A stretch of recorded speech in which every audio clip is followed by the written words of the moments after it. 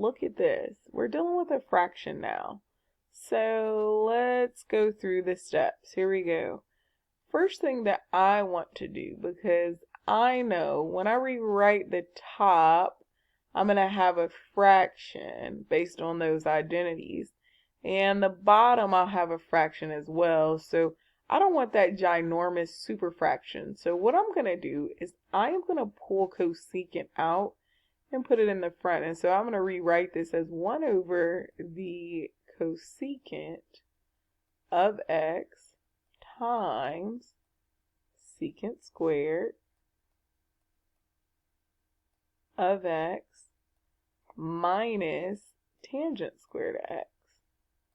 This avoids the superfraction that Miss Bennett absolutely hates, right?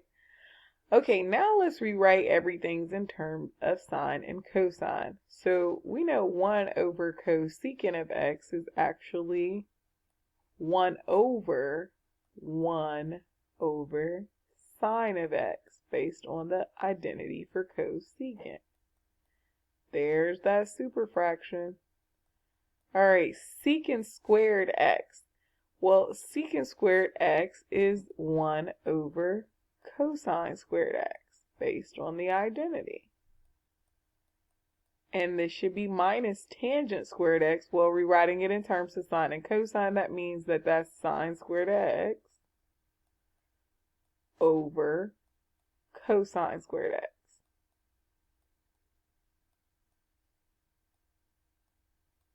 Okay, so now I'm going to simplify this out a little bit.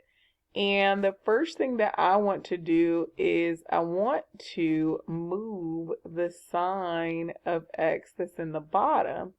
I am going to do my keep change flip where I'm keeping 1 the same. I'm changing to multiplication and I would be flipping this. So what would happen is in the superfraction, sign would actually come on top when we do our keep change flip. So really this is just a fancy way of saying, hey, this is sine of x times all this junk in here. Well, notice, like our Khan Academy video said, when we add rational expressions, we still have to have a common denominator. Both of these fractions have the same denominator, cosine squared x. So I can go ahead and subtract these two fractions because their denominator is the same.